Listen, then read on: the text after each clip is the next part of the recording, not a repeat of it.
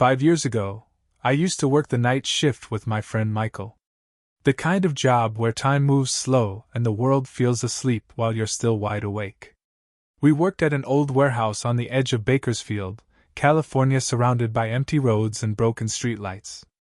At night, the place felt cut off from everything. No traffic. No voices. Just silence and the low hum of fluorescent lights buzzing overhead. That night, our shift ended a little after midnight.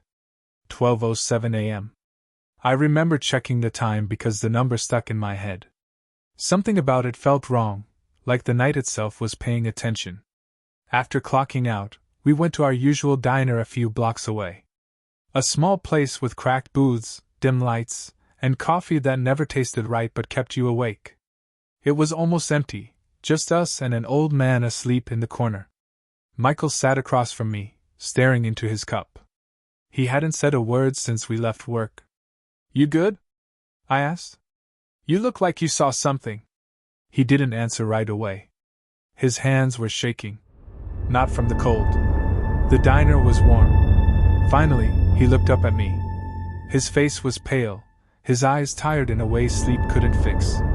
"There's something I need to tell you," he said quietly. "I should have said it sooner." I laughed it off. "What, the job finally broke you?" He didn't smile. Instead, he leaned forward and lowered his voice, even though no one was listening. "This didn't happen tonight," he said. "It happened before. On a night just like this." The lights in the diner flickered. For a second, I had the strange feeling that the sound around us faded. Like the world leaned in closer. Michael swallowed hard. "My last shift ended at 12:07 a.m., he said. "And that's when everything went wrong." Michael took a slow breath before continuing, like he wasn't sure he should say the words out loud. "That night," he said, "my shift ended at 12:07 a.m., same as always." The warehouse felt different once the machines shut down. Too quiet. The kind of quiet that makes your ears ring. The long hallways echoed with my own footsteps as I walked outside. The parking lot was almost completely dark. Only one streetlight was still on, flickering like it might die at any second. I pressed the button on my car key. Nothing. Tried again. Still nothing. I opened the hood, stared at the engine like that would help, then checked my phone. 2% battery. No signal. Typical. That's when I felt it. That slow, crawling feeling between my shoulders. Like someone was standing behind me. I turned around fast. No one. Just empty asphalt and darkness stretching past the edge of the lot. Still, the feeling stayed. I locked the car and started walking. 3 miles home. I'd done it before. I told myself not to be stupid, not to let the night get in my head. The road was silent. No cars. No wind. Even the crickets were quiet. My footsteps sounded too loud. Halfway down the block, I heard something behind me. Tires. Moving slow. Too slow. A car crept up beside me, matching my pace. Its headlights stayed off. The engine barely made a sound. I stopped walking. So did the car. The driver's side window rolled down with a soft mechanical hum. Inside sat a woman. She smiled like she already knew me. "It's late," she said calmly. "You shouldn't be walking alone." Her voice was smooth. Gentle. But her eyes didn't move. Not once. Before I could answer, she leaned closer and said my name. "Michael." And in that moment, standing alone under a dying streetlight, I knew. This walk home was never going to end the way it should.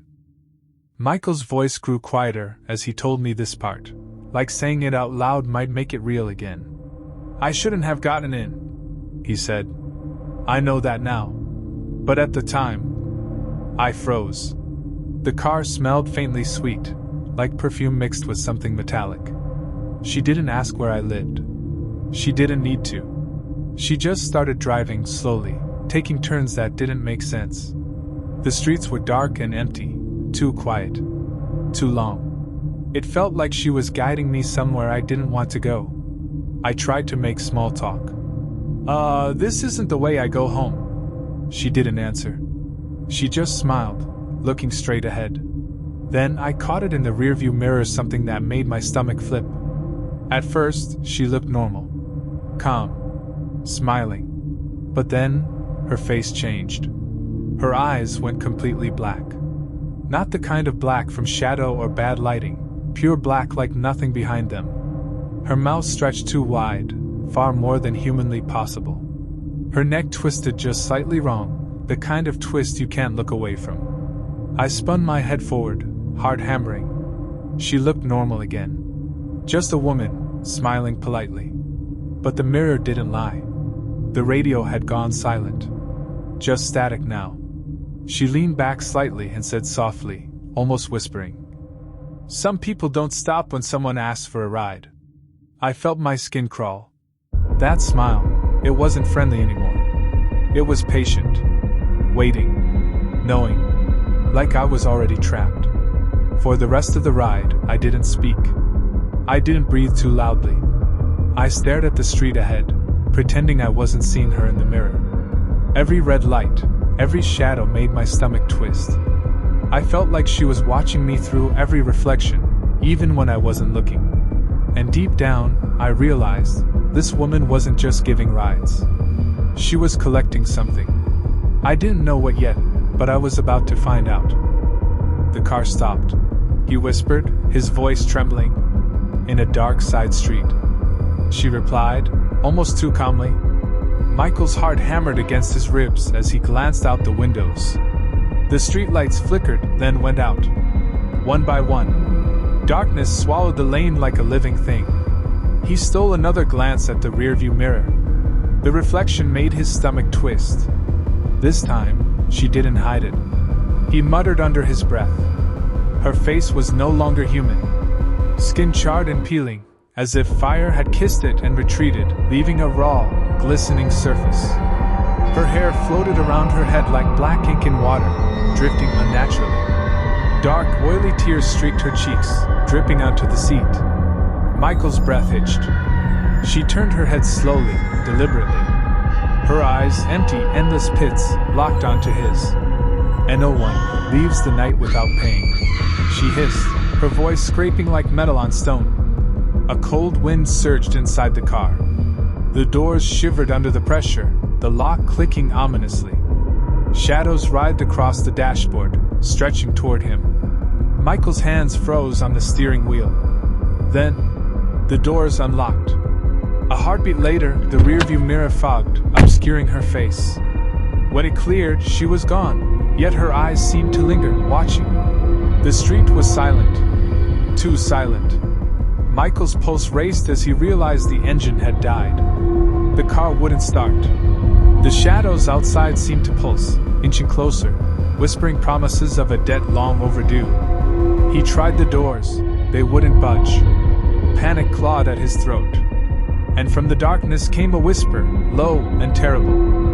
"You cannot leave, not until you pay." Somewhere in the blackness, something moved. Not a shadow. Not a person. Something older. Hungry. Waiting. Michael's scream echoed, swallowed immediately by the night. I opened the door and ran. Michael said, his voice barely louder than a breath. I didn't look back. The moment his feet hit the pavement, the night seemed to explode around him. Cold air sliced into his lungs as he sprinted down the narrow street, his shoes slapping against the asphalt. The darkness felt thick, heavy, like it was pressing in from every direction. Behind him, he heard it. Her laughter. Not loud. Not wild. Close. Too close. It slid along his spine like ice water, playful and patient, as if she already knew he wouldn't get far. Michael ran harder, his chest burning, legs screaming in protest. Street signs blurred past. Houses stood dark and silent, their windows like empty eyes watching him flee. He dared not turn around. Every instinct told him if he did, she'd be right there, standing inches away, smiling with that ruined face. The laughter followed him, never changing pace, never fading. No matter how fast he ran, it stayed just behind him. Calm. certain. His lungs burned. His vision narrowed. He stumbled once, catching himself on a mailbox, skin tearing on rusted metal. Pain shot through his hand, but he didn't stop. He couldn't. When he finally reached his apartment building, dawn was breaking. Pale sunlight crept over the horizon, washing the street in weak gold. The laughter stopped the moment his hand hit the door. He slammed it shut behind him and collapsed to the floor, shaking, gasping, soaked in sweat. The night had released him, but only barely. Michael looked up at me then, eyes hollow, voice cracked. "Ever since that night," he said quietly, "every time I sit in a car, I check the mirror first." He swallowed hard. "Because sometimes..." His gaze drifted over my shoulder. "She's still sitting back there." When Michael finished, we didn't speak. No jokes. No coffee. Nothing. Just silence, thick and uncomfortable. That was 5 years ago. Tonight, I'm alone in my apartment. No TV. No music. It's quiet. Too quiet. I checked my phone. The time read 12:07 a.m. And for some reason, Michael's story crawled back into my mind. I told myself I was being stupid. I laughed softly, trying to shake it off. But my chest felt tight as I slowly turned toward the window. The glass reflected the dark room behind me like a mirror. For a second, I only saw myself. Then, something shifted. Just barely. A shape where no shape should be. And I swear, for just 1 second, it felt like someone behind me was smiling. Not wide, not cruel, patient, waiting.